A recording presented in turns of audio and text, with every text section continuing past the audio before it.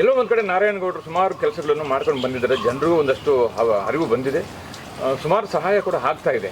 ಆದರೆ ಈ ಕಡೆ ಎಲ್ಲೋ ಒಂದು ಕಡೆ ನಾರಾಯಣಗೌಡರು ಕೆಲವು ವಿಷಯಗಳನ್ನ ನಾವು ಅವ್ರಿಗೆ ಮನವಿ ಕೊಟ್ಟಾಗ, ಸುದ್ದಿ ಕೊಟ್ಟಾಗ, ಎಲ್ಲೋ ಒಂದು ಕಡೆ ಅವರು ರಿಲೇಟಿವ್ ಆಗಿರ್ಬೋದು, ಅವರ ಸ್ನೇಹಿತರಾಗಿರ್ಬೋದು ಅಂತ ಗೊತ್ತಾದಾಗ ಕೆಲವೊಂದು ಕಾರ್ಯಕ್ರಮಗಳಿಗೆ ಕೆಲವೊಂದು ಕೆಲಸಗಳನ್ನ ಮಾಡದೆ ಬಿಟ್ಟಿದ್ದಾರೆ ಅನ್ನೋದು ಜನರ ಪ್ರಶ್ನೆ. ಇದು ಎಷ್ಟು ಈ ರೀತಿ ಆಗಿದೆ ಸರ್?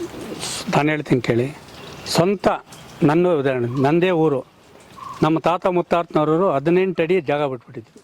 ನಮ್ಮ ಊರವರೇ ಬಂದು ನಾರಾಯಣಗೌಡರು, ಶ್ರೀನಿವಾಸಗೌಡರು, ನಳಿನಗೌಡರು ಕುಟುಂಬದವರು ಒತ್ತುವರಿ ಮಾಡ್ಕೊಂಡಿದ್ದಾರೆ ಅಂತೇಳಿ ಪ್ರತಿ ಸರಿನೂ ಹೋರಾಟ ಮಾಡೋದು ಎಲ್ಲ ಮಾಡ್ತಾಯಿದ್ರು. ಎಂಡಿಂಗಲ್ಲಿ ನಾನು ಕೇಳಿದೆ, ಅಪ್ಪ ಎಲ್ಲಿದ್ರೆ ಸರ್ವೆ ಮಾಡ್ಕೊಂಡೋಗ್ರು ಅಂತೇಳಿ. ಅದು ಸಾಮಾಜಿಕ ಜಾಲತಾಣ ವಿಡಿಯೋ ಮಾಡೋದು ಬಿಡೋದು, ಮತ್ತು ಕಾನೂನಾತ್ಮಕವಾಗಿ ನಾವು ಎಷ್ಟು ದಿನ ತಲೆ ಬಗ್ಸೋಕ್ಕಾಗ್ತದೆ. ಹೋಗಿ ಸರ್ವೆ ಮಾಡಿದರು. ಸರ್ವೆ ಮಾಡಿದ್ರೆ 18 ಅಡಿ ನಮ್ಮದರಲ್ಲೇ ಹೋಗಿತ್ತು. ಈಗ 7 ಅಡಿ ಮಾತ್ರ ಹೋಗಿದೆ. ಈಗ ಮತ್ತೆ ಬಂದಿದ್ದಾರೆ, ನಮ್ಗೆ ತಪ್ಪಾಗೋಯ್ತು ಬಿಡಿ ಅಂತೇಳಿ. ನನ್ನ ಉದಾಹರಣೆ ಹೇಳ್ತಾ ಇರೋದು. ಬಟ್ ಏನು ಗೊತ್ತಾ, ಹೋರಾಟದಲ್ಲಿ ಬಡವರಿಗೆ ನ್ಯಾಯ ಕೊಡಿಸೋದಲ್ಲಿ ರಾಜಿ ಅನ್ನೋದಿಲ್ಲ. ಇವತ್ತು ದೇವರಾಯ ಸಮುದ್ರ, ಮಾಲೂರು, KGF ಅಲ್ಲಿ ನಾನು ಏನು ಕೈ ಹಾಕಿದ್ದೇನೆ, ಉತ್ತಕ್ಕೆ ಕೈ ಹಾಕ್ದ ಕಟ್ಟಿದೆ. ಕ್ಷಣ ಕ್ಷಣಕ್ಕೂ ನನ್ನ ಜೀವನ ಏನು ಮಾಡ್ತದಪ್ಪ ಅನ್ನೋ ಮಟ್ಟಕ್ಕಿದೆ. ಅಷ್ಟು ಭೂಗಳರು, ಕೆಲವು ರಿಯಲ್ ಎಸ್ಟೇಟ್ ಉದ್ಯಮಿಗಳು ಅವ್ರಿಗೆ ತಲೆನೋವಾಗ್ಬಿಟ್ಟಿದೆ. ಅಯ್ಯೋ ಈಗೇನಾಗ್ತಾಯಿದೆ ಅಂದರೆ ಎಲ್ಲೋ 4 ಎಕರೆ ಗುರ್ಸೋದು, ಅದು ದಾಖಲೆ ರೆಡಿ ಮಾಡೋದು, ಕೋಟಿಗೆ ಮಾರಿ ಹಾಕೋದು, ವರ್ಷಕ್ಕೊಂದೊಂದು 4 ಎಕರೆ ಮಾಡ್ಕೊಳ್ಳೋಂಥ ಟೀಮ್ ಇದೆ ಎಲ್ಲ ತಾಲೂಕುಗಳಲ್ಲಿ. ಅದ್ರ ವಿರುದ್ಧ ಸಿಡಿದು ಹೇಳ್ತಾ ಇದ್ದೀವಿ. ಒಂದೊಂದು ಕುಟುಂಬಕ್ಕೆ 5-6 ಸಾಗುವಳಿ ಕೊಟ್ಟಿದ್ದಾರೆ. ಬಡವನು ಹಂಗೆ ಇದ್ದಾನೆ, 5-6 ಕೊಟ್ಟಿದ್ದಾರೆ. ಅವರು ಅವ್ರ ಅಮ್ಮ ಹೆಸರು, ಅವರ ಅಪ್ಪ ಹೆಸರು, ಅವರ ಹೆಂಡತಿ ಹೆಸರು, ಮಗಳ ಹೆಸರು, ಮಗನ ಹೆಸರು ಹಾಕೋದು, ಮಾರಿ ಹಾಕೋದು. ಆದರೆ ಪರಿಶೀಲನೆ ಮಾಡಬೇಕಾದ ಅಧಿಕಾರಿಗಳೇನಾಗಿದ್ದಾರೆ? ನಾವು ಕೇಳ್ತಾರೆ ಏನು ಗೊತ್ತಾ, ನೊಂದ ರೈತರ ಪರವಾಗಿ ನಾರಾಯಣಗೌಡರ ರೈತ ಸಂಘ ನಿರಂತರವಾಗಿರ್ತದೆ. ಆರೋಪಗಳಿಗೆ ನಾವು ಕೀಳ್ಗೊಡಲ್ಲ, ಓಕೆನಾ? ಸಾಕ್ಷಿ ಸಮೇತ ಬಂದರೆ ಏನು ಸರ್, ಅವತ್ತು ಹಸಿರು ಟವಲ್ ತೆಗೆದುಬಿಟ್ಟು ನಾವು ಮನೆಗೆ ಹೋಗೋಣ, ಓಕೆನಾ? ಯಾಕಂದರೆ ಆರೋಪ ಪ್ರತ್ಯಾರೋಪ ಇರ್ತದೆ. ಅಲ್ಲೇನೋ 10 ಎಕರೆ ಒತ್ತುವರಿ ತಿಳ್ಗೊಳ್ಸೋಕೆ ಹೋಗಿದಂತೆ, ಗೌಡ್ರಿಗೆ 10 ಲಕ್ಷ ಕೊಟ್ಬಿಟ್ರಂತೆ, ಸುಮ್ಮನೆ ಇದ್ದೋಗ್ಬಿಟ್ಟಂತೆ. ಆರೋಪ ಇದ್ದೇ ಇರ್ತದೆ.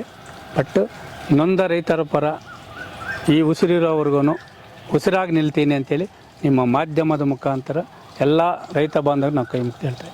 ಆದರೆ ಜನರಿಗೋಸ್ಕರ, ಪ್ರಜಾಪ್ರಭುತ್ವಕ್ಕೋಸ್ಕರ ಒಂದಷ್ಟು ಅಧಿಕಾರಿಗಳನ್ನ ಆಯ್ಕೆ ಮಾಡಿದ ಸರ್ಕಾರ ಇವತ್ತು ಎಲ್ಲ ದಾಖಲೆಗಳಿದ್ರೂ ಕೂಡ ಕೆಲವು ದಂಡಾಧಿಕಾರಿಗಳು, ರೆವಿನ್ಯೂ ಅಧಿಕಾರಿಗಳು ಮೀನಾಮೇಷ ಎನಿಸ್ತಾ ಇದ್ದಾರೆ. ಅವರಿಗೆ ನ್ಯಾಯ ಒದಗಿಸ್ತಾ ಇಲ್ಲ. ಯಾಕೆ ಏನದು? ನಾನು ಯಾವಾಗಲೇ ಹೇಳಿದೆ, ಭೂ ಮಾಫಿಯಾ ಇದೆ. ಅಧಿಕಾರಿಗಳಿಗೆ ನಾನೇ ತಗೊಳ್ಳೋ ಉದಾಹರಣೆ, ರಸ್ತೆ ಇದೆ ಸರ್, ರಸ್ತೆ ಬೇಕಂತ ಕೊಡ್ತಾನೆ. ಆ ಇನ್ನೊಂದು ಜಮೀನಲ್ಲಿರೋ ಕೈಯಲ್ಲಿ ಭೂಗಳು ಏನು ಮಾಡ್ತಾರೆ, ನಿನಗೇನೋ ಒಂದು ಅನುಕೂಲ ಮಾಡ್ತೀನಿ, ನಿನ್ನ ಜಮೀನು ನಾನೇ ತೊಗೊತೀನಿ, ನಿನಗೆ ಇಷ್ಟು ಕೊಡ್ತೀನಿ, ನೀನು ಹೋಗ್ಬಿಟ್ಟು ರಸ್ತೆಯಲ್ಲಿ ಜಾಗ ಇಲ್ಲ, ನನ್ನ ಜಾಗ ಬಿಡಲ್ಲ ಅಂತ ಹೇಳ್ಬಿಟ್ಟು ಅರ್ಜಿ ಕೊಡ್ತಾರೆ.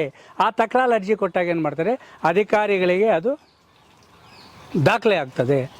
ಅಪ್ಪ ಅವರು ಅರ್ಜಿ ಕೊಟ್ಟಿದ್ದಾರೆ, ಅರ್ಜಿ ಇತ್ಯರ್ಥ ಆಗಂಟು ನಾವು ಬರೋಕ್ಕಾಗಲ್ಲ.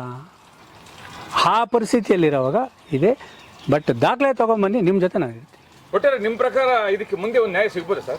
ಅಲ್ಲ, ಖಂಡಿತವಾಗ್ಲೂ ನೊಂದ ರೈತರು, ನಾನು ಆವಾಗಲೇ ಹೇಳಿದೆ, ನೊಂದ ರೈತರು, ಭೂಗಳ್ಳರ, ಕೆಲವು ರಿಯಲ್ ಎಸ್ಟೇಟ್ ಉದ್ಯಮಿಗಳ, ಅಧಿಕಾರಿಗಳ ಮತ್ತು ಜನಪ್ರತಿನಿಧಿಗಳ ವಿರುದ್ಧ ಪಕ್ಷಾತೀತವಾಗಿ, ಜಾತ್ಯತೀತವಾಗಿ ನಂದು ಒಂದೇ ಕುಲ, ರೈತ ಕುಲ, ನಂದೇ ಒಂದೇ ಕುಲ, ಕೂಲಿ ಕಾರ್ಮಿಕರ ಕುಲ, ನಾವು ಒಂದೇ. ನಮಗೆ ಬೇಕು ನ್ಯಾಯ ಬೇಕು. ನ್ಯಾಯ ಬೇಕಾದರೆ ಶ್ರೀಮಂತರ ವಿರುದ್ಧ ತಿರುಗಿ ಬೀಳಬೇಕು. ಶ್ರೀಮಂತರ ವಿರುದ್ಧ ತಿರುಗಿ ಬೀಳೋಕ್ಕೆ ಭಯ ಏನಂದರೆ, ಅಯ್ಯೋ ಪೊಲೀಸರು ಎಲ್ಲಿ ಕೇಸ್ ಹಾಕ್ಬಿಡ್ತಾರೋ, ಎಲ್ಲೋ ಜೈಲಿಗೆ ಹಾಕ್ಬಿಡ್ತಾರೋ. ಬಟ್ ಏನು ಗೊತ್ತಾ, ನ್ಯಾಯ ಪಡ್ಕೊಳ್ಬೇಕಾದ್ರೆ ಜೈಲು, ಉಪವಾಸ, ಲಾಠಿ ಏಟು, ಅಪಮಾನ, ಅವಮಾನ, ಆರೋಪ ಇವಕ್ಕೆಲ್ಲ ಸಹಿಸ್ಕೊಂಡ್ರೆ ಮಾತ್ರ ಹೋರಾಟಕ್ಕೆ ಬರಬೇಕು, ಇಲ್ಲಾಂದ್ರೆ ಬರಬಾರ್ದು. ಕೊಡಿಸುವ ಭರವಸೆ ಕೊಡ್ತಾನೆ.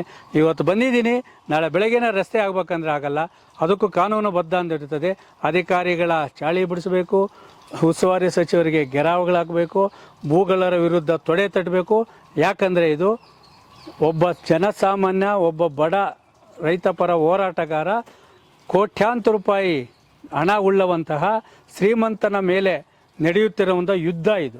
ಆ ಯುದ್ಧಕ್ಕೆ ನಾನು ರೆಡಿ ಇರ್ತೀನಿ, ಓಕೆನಾ? ನಿಮ್ಮ ದಾಖಲೆ ಕೊಡಿ, ಆರೋಪ ಮಾಡಬೇಡಿ. ಎಲ್ಲಿ ರಸ್ತೆ ಇದೆಯೋ ಅಲ್ಲಿ ಬರೋಕೆ ನಾನು ರೆಡಿ ಇದ್ದೀನಿ. ಎಲ್ಲ ನನ್ನ ಪ್ರೀತಿಯ ಕನ್ನಡಾಭಿಮಾನಿಗಳಿಗೆ, ಕಲಾಭಿಮಾನಿಗಳಿಗೆ ನಿಮ್ಮ ಪ್ರೀತಿಯ ಶಿವಾರ ಉಮೇಶ್ ಮಾಡೋ ನಮಸ್ಕಾರಗಳು.